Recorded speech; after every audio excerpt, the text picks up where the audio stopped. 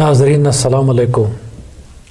तुहंद सवाल तो सन जवाब प्रोग्रामुक ब्याख अख शुमार हेत छुस बह निसार अहमद सूफ़ी पे एक लटि तुहंदिस खदमतस मज हाजिर।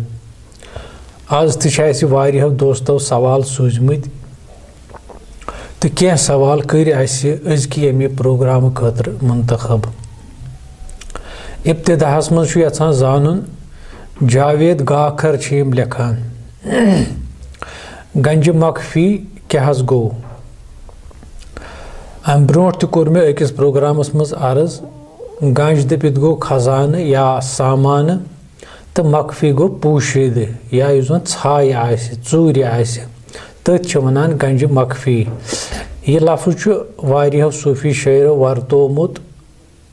यह दरअसल क्या वनान यह हसा हदीस कुदसी कुन्तु कंजन मखफियन यानी खुदा सब तथ मज फरमावा बसा ओसुस अख पोशीद खजान तो तथ बिनहस पे लफ्ज़ इस्तेमाल करान या वर्तावान सन सूफी शायरी यानी खुदा सुंद आसन हसा ओस अख पोशीद खजान तथ वनान गंज मखफी।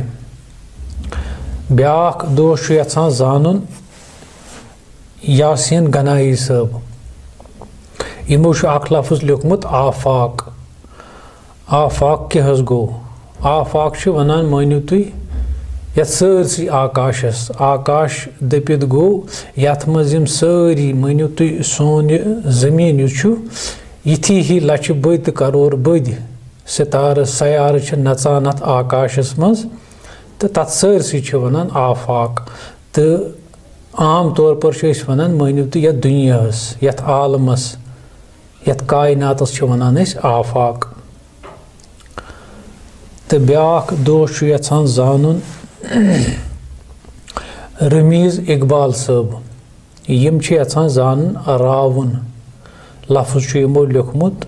हालांकि रावनस वारिया माने। अख रावन गो अगर कह चीज़ रावि तथ वनान रावन यानी छेप हेन कह चीज़ मे चंदस या अथस केत यो गो कोताम तथ वनान रावन। या कह बच रोव या बोड़ रोव तथ वनान रावन। यह गो अख मानी। तो बुजुर्गो सूफी शायरी मज लगभग वारियान मानन मज रावन कोरमुत इस्तेमाल। ब्याख रावन दपित गो सह रावन युस जन रामायणस मज किरदार अख ओस तमिस वनान रावन। तमिस तो रामस हसा लोग पान वन जंग तो यह तमिच मिसल यानी तमिस रावनस अख कल षटान तमस ब्याख ब्याख पैद गछान।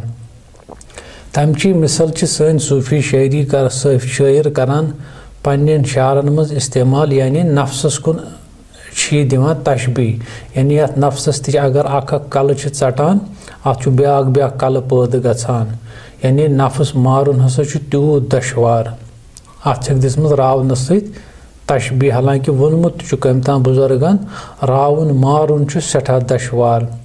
इथे कन नफ्सस पे ख्याल वथान जहन पे ख्याल वपरान अख वन मकलान तो ब्याख ख्याल पैद गोमुत अत तो यह गो रावनस ब्याख मानी। ब्याख रावन दपान तसव्वुफस मज कह मुकाम यथ मज इंसान यानी तथ खैरानी मज अचित रावान या तथ आलमस मज गसित तमिस पनुन आसन रावान पनुन वजूद रावान पनुन इल्म पनुन जान पनुन अकल पनुन फिक्र यम जन यम पनुन ज़ाहरी हवास यम तथ आलमस मज गुम सपदान। तो अमे अलाव ते आसनस क्या माने तो तह मुमकिन। तो ब्याख दोस्त यछान जानन मीर गालिब साहब यमो अख शार लिखमुत तुल पर्द थोद हावुम लिका जानान मरे आज नत पगा। युद लफ्ज़ आसि योतान मे ख्याल अत मज लिका। लिका क्या गो। लिका दपित गो दीदार दर्शन रोय तथ वनान लिका यानी तुल पर्द थोद हावुम लिका दपित गो दर्शन दीदार रोय यह तुम नाव करूस यह अत लफ्ज़स मानी। ब्याख दोस्त यछान जानन फैजान नज़ीर सोंदर माल तो रोबा यमो ब्याख लफ्ज लिखमुत। सोंदर माल दपित गई खूबसूरत जनान या यम जन वनान हसीन जनान हसा तस वन सोंदर माल। ब्याख लफ्ज यमो लिखमुत रोबा। रोबा दपित युता मे अंदाज अख जानवर जंगली जानवर यह बड़ शातिर बड़ चालाक यानी यह मकार मान यह छिंब करान तो अमे अलाव अत तशबी दिसमस पत या माने दितमित यह तस त वनान युस जन धोखबाज आसि चालाक आसि फरेबी आसि मकारी आसि तस त रोबा वनान। हरगह तुम यह लफ्ज ٲسِو जानून यछान तथ यह माने अमे अलाव त मा आसत कह माने तो मुमकिन तो ब्याख दोस्त यछान जानून बिलाल मल्ला साहब। शायर हज वर्तावान प्यारे लफ्ज तो क्या गो मिसाल सोशक्राल साहब फरमावान प्यारे छमना निंदर यिवान। प्यारे दपित असली मुराद पहाड़ यानी रस चोर पहाड़ इत पे दोहस गंजरावान चोर पहाड़ इत पे रस त चोर पहाड़ तथ पहाड़स वन प्यारे यानी मे सा अकिस पहाड़स त निंदर। मिसाल वनान काल युथु शंगान गो अख पहाड़ पत गई नेसफ रात पत गो पास आखिर यथ सहर वक्त वनान तम पे गो सुबह यानी चौन पहाड़न मज गंजरावनी तथ वनान प्यारे। या ब्याख शायर वनान चौन प्यारन रोदुस प्यारान या चोर प्यारे वाचम प्यारान प्यारे दपित गो पहाड़। ब्याख दोस्त यछान जानून अबरार हुसैन साहब। अम लिखमुत उम्मीद लफ्ज। उम्मीद गई आश या तवक्का इत पे वनान हे मे पे सख उम्मीद च करक न या मे उम्मीद आज यी फलान सोन या मे उम्मीद बह गस फलान काम मज कामयाब इथे पे अत उम्मीद लफ्जस या उम्मीद लफ्जस वनान आश या तवक्का। तो ब्याख दोस्त यछान जानून बट शबीर लिखान यमो वारिया अल्फाज लिखमत तो कह वथ न तथ मज तो अलबत्ता युस फिक्र तौर तो तथ करो हजरत कोशिश। संगर माल यमो लिखमुत अख लफ्ज संगर या संगुर दपित गो बाल यथ पहाड़ वनान तो संगर माल वनान बालुक पेठम सारे खो टॉप हिस्स यथ वनान तेंतोल कोह तेंतोल तथ वनान संगर माल। इत कन वनान संगर माल फलने सुबह युत आफ्ताब या सिर खसान तम किरण पेवान गोडनेथी तिम पेवान तिमन बाल तेन तालन पे तथ वनान संगर फलन। ब्याख लफ्ज यमो यमवे लिखमुत अदाई। अदाई गो नख वालन चुकावन अदा करुन। मिसाल वनान हक अदाई फर्ज नख वालन। अम मजीद तम आसस कह माने ब्याख लफ्ज यमवे लिखमुत मनकल। मनकल कथ वनान मनकल दपित गो नार बान यथ मज नार थवान मिसाल कांग्र मज थवान या मनन आसान या कोंडल आसान या सु कंग आसान यानी यथ मज नार यी थवन तथ बानस वनान मनकल।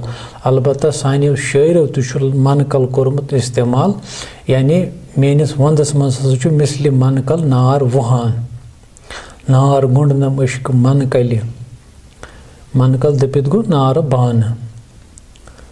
तो ब्याख लफ्ज यमवे कोरमुत इस्तेमाल सीतय।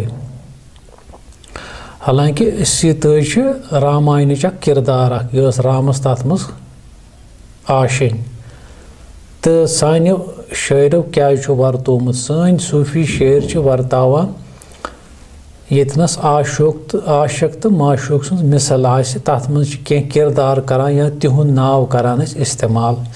मिसाल राम म्यूल सीत आय धर्म हूरे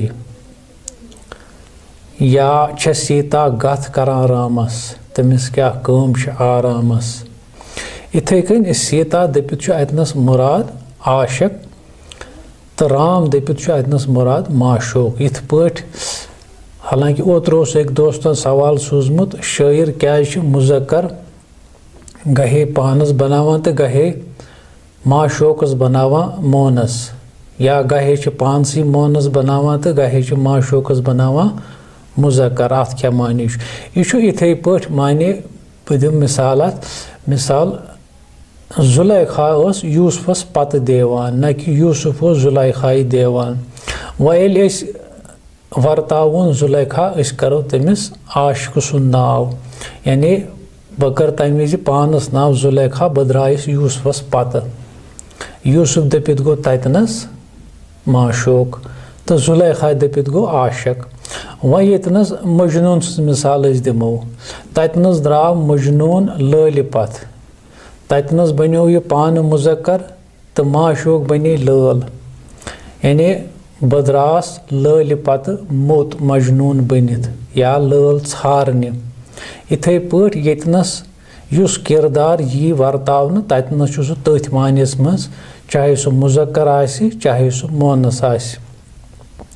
तिथु हूँ किरदार सीत वर्तावन, या सीत हसा द्राय रामस छांडने या रामस पत, यह सुई किरदार वर्तावन। अलबत्ता वजूदस मज कत करो सीता नाव तो कस करो राम नाव सह ज़वजार। सह तग तुह बुजुर्गन निशी बोजुन, लल कस करो नाव तो मजनून कस करो नाव। तो ब्याख दोस्त यचान जानन गुलाम रसूल साहब यम लेखान न्याम साहबन अख लफ्ज वर्तोमुत शिलवासन, मुहित न्यून शिलवासन यार कतु छांडन। शिलवासन क्या अतनस मुराद। शिल दपित गो मनो तुम मन दिल या वंद। वास वनान रोजन जाय मकानस ठिकानस तो अतनस वासन यानी रोजन वोल, मनस मज रोजन वोल दिलस मज रोजन वोल मेनिस यथ जिस्मस मज बसन वोल, ती मुराद अतनस शिलवासन हसा न्यू मुहित म्योन दिल तंबलवित, या मुहित न्यूनस शिलवासन गिलवित हसा न्यूनस अम शिलवासन। मिसाल वास रलावान कुन लफ्ज सत वनान रामस हसा म्यूल 14 वरियन हुंद वनवास, यानी जंगलस मज रिहाइश कर 14 वरियन जंगलस मज रोजुन। अम मजीद मा आसस बे कह माने अस वोच अकल फिलहाल ओत्थुई तामत। तो ब्याक दोस्त यचान जानन शाहिद वानी साहब खरमन क्या गो। खरमन क्या गो। खरमन वनान मानो तुम खेलिस, या युथु हरद वटान जमींदार पत युथु सह सोरे जमा करान तथ त वनान खरमन। यानी खरमन असली न इस्तेमाल करना यह जन वारियस तादादस मज आसि, यह जन वारिया आसि ख्योल आसि। मिसाल वनान चवान गई खरमना, यानी वारियस तादादस मज खरमन दपित गो ख्योल। तो ब्याक दोस्त यचान जानन वहीद रजा साहब कोल सारो वर्तावान सन सूफी शायर यह कथ वनो। कोल सारो वनान अक्सर उस जन पन्निस कोलस पे डटित आसि, यानी पज़्योर आसि, युस वाद पोज आसि करान तो वनान वाद सारो या कोल सारो। ब्याक लफ्ज इमवे लिखमुत थाह। थाह कथ वनान। थाह वनान यानी सानो शायरों वर्तोमुत थाह इत पट, यानी थाह मे लय अत सदरसे, यानी मे हसा लय वोट अत अश्क सदरस मज अश्क दरियावस मज या पन्निस वजूदस मज तो मगर अमे अलाव तथ माने यानी ज़मीनुक यानी तमि दरियावुक चोक तथ वनान या वोत यस जन दरियावुक तथ वनान आबुक सनर तथ वनान तो मगर सानियो शायरो अथ अथ कुन दुतमुत ज्यादा इशार यानी वोट लाइनस कुन थह लाइन तो ब्याख लफ्ज़ इमवै सूझमुत कोसमन क्या गो कोसम मानियो तुम अख पोश या पोश कुल यह वांगन रंग यह पोश तथ वनान कोसमन लती आज हम कोसमन क्राव तो ब्याख लफ्ज़ इमवै लिखमुत लूची लूची क्या गो असली लूच लूच वनान मानियो तुम जवान कोर यस जन वन नाफहम नाबालिग तस वनान लूच तो यमो वर्तोमुत कुन कुन जाय लूची वन लूची कोर गछक कम तान वोनमुत ब्याख लफ्ज़ इमवै लिखमुत गिरदस गिरदस क्या गो गिरद दपित गो गोल इत पे चौचवर वनान गिरद इथे पे पूरा संसारस वनान गोल या यथ पूरा ज़मीनस त वनान गोल गिरद वनान आफाकस ते यानी गिरद करान वारियन चीज़न इस्तेमाल तो यह जन सोन कल अत वनान गिरद मिसाल बुजुर्ग अख वनान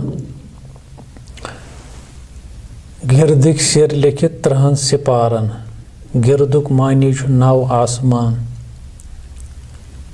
यानी गिरद कोर्मुत यथ कलस ते नाव यथ मज 7 सुराख तो बे 2 मुकाम अमे मजीद तम आसस बे कह मानी तो ब्याख दोस्त यसान जानन बासित खान साहब सन सूफी शायर अक्सर वर्तावान यह अंदर तो ती नबर मे त्रवस थोड़ा समझेयु मे ति क्या गो अत बुजुर्ग वारिया माने करमित अगर तुम तम इंटरव्यू बूझो ये मे बुजुर्गन सत करमित तिमन मे बारहा यह सवाल पृछमुत तो तिमो अत पन्ने पन्ने आय जवाब तो दितमुत वेठ पूठ पट वन बह इत पट यानी कह बुजुर्ग वनान यह हसा यथ पूर कायनातस मज तमिच मिसल हसा इंसानी वजूदस मज मिसाल दिम बह वनान कायनातस मज हसा या बुनियाद सान येमि ज़मीन हज आब नार खाक तो बाद तो यम चोशवे अनसुर या चोशवे चीज़ हसा लबन इंसानी वजूदस मज ते तो शिव मत वल गड़ान तथ सत आकाश ते यानी तिम 5 चीज़ मानान इंसान सज बुनियाद आब ते नार ते खाक ते तो बाद ते वह गो कुछ चीज़ कतनस या तमिच मिसल कतनस वजूदस मज ते हेक्यो तुम बुजुर्गन पृछित तथ बाज़ाब्त मिसल दिन यानी आब कत करो नाव वाव कत करो मिसाल वाव नज़दीकी निवान तो खसान इथे कन मिसाल अमिच सानिस वजूदस मज ते तो अम मजीद कह वनान असली हसा मुराद इत कन खुदाय सुंद आसन जर जरस मज इथे पट हसा इंसानी वजूदस मज ते खुदाय सुंद आसन बसित ते गो इत पट खुदा सब वनान अल्लाह नूर समावाति वल अर्ज़ बह हसा ज़मीन तो आसमान हुंद नूर गाश तो इथे पट पत सह कुरानस मज वनान वनहनु अकरब इलैहा मिन हब्लिल वरीद यानी आदमस मुखातिब बह हसा चे शहरगो खत ते नज़दीक यानी यह जन नबर खुदाय सुंद आसन तह हसा इंसान संदिस वजूदस मज ते खुदाय सुंद आसन बसित अलबत्ता कित पट क्या तुझ तहकीक करन या बे जाय आमद कुरान मज वफ़ी अनफुसिकुम तथ कह बुजुर्ग माने करान यानी इन नफ्सन मज हसा सह बह बसित इन शाहन कुन वल्लाहु आलम बहरहाल अत वारिया माने करमित बुजुर्गो यानी नबर क्या तो अंदर क्या ब्याख ज़ाविजार माने मिसाल अछो सत वुचान नेबरिम दुनिया अगर अस वटान यमन अछन ब्याख काम तन अंदर इंसान मुशाहिद हेकान करित यानी अस ज़ कामि करान अख गो ज़ाहिरी ती वुचान तो ब्याख गो पत अंदरिम हाल ती हेकान पत चश्म वुचित मिसाल कान बोजान नेबरिम आवाज़ अस पान मनस मज कह ख्याल वथान या बहुत अंदर पानस कत करान कान ति बोजान यानी अंदरिम ति बोजान यानी बहुत वनस बोलान मे वठन हरकत बहुत बाजे पानस तम कत करान वठन छन हरकत गसान यानी बहुत अंदर किनी कत करान इथे कन अत वन ज़ाविजार अत ज़ाहिर तसान तो बातिन तसान नेबरिम तसान तो अंदरिम तसान इथे कन अत बुजुर्गो वारिया माने करमत अगर अत पूर वजाहत बेमो करने तेल लगे वारिया टाइम बहरहाल यम कह सवाल करमत मंतखब अजक प्रोग्राम खतर तो उम्मीद कुन हदस तान ٲسِو तुम मुतमईन गमत हरगा यमन मज कह कोताही आसि तत गژھِ दरगुजर करन बे अगर सानि खोत ति कह मुनासिब जवाब आसि तो जहनस मज यिवान ते ٲسۍतو अस ते लेखान कमेंट करित युथ जन सानिस इल्मस मज ते इजाफ सपदि क्याजि उम्र छु इंसानस हेचुन कांसि कोर न दावा जि मे हसा हेच सोरे या मे हसा जोन सोरे सारवी वन अस हसा आय ते तालिबी तो अस हसा द्राय ते तालिबी बहरहाल अगर तो यह वीडियो पसंद आमुत कोशिश ٲسۍتو करान यह बाकियन तान वातनाउन या शेयर करन तिमन ग्रुपन मज ते या तिमन लुकन तान ते यम जन तो पन फ्रेंड लिस्टस मज आसन ताकि तिमन ते अगर कह सवाल आसि तिमन ते अगर इश्काल आसि कह तिम ते हेकन अस सवाल सूजित कमेंट बॉक्सस मज सनिस फेसबुक पेजस पे ते अख तुय आसन सु लाइक ते करान तम सु बासान न सोन प्रोग्राम वुचान कह तो सानि यूट्यूब चैनल पे ते हेकियो तुय कमेंट करित पनुन सवाल सूजित यमन दोशवनी पेजस ते नाव तो चैनल ते नाव कश्मीरी सूफिज़म तो हमो तेल अजकिस इजाज़त नई सवाल तो नई जवाब हेत सपद ब इंशाअल्लाह बे तुहदिस खदमतस मज हाजिर दियो तोतान इजाज़त अस्सलामु अलैकुम।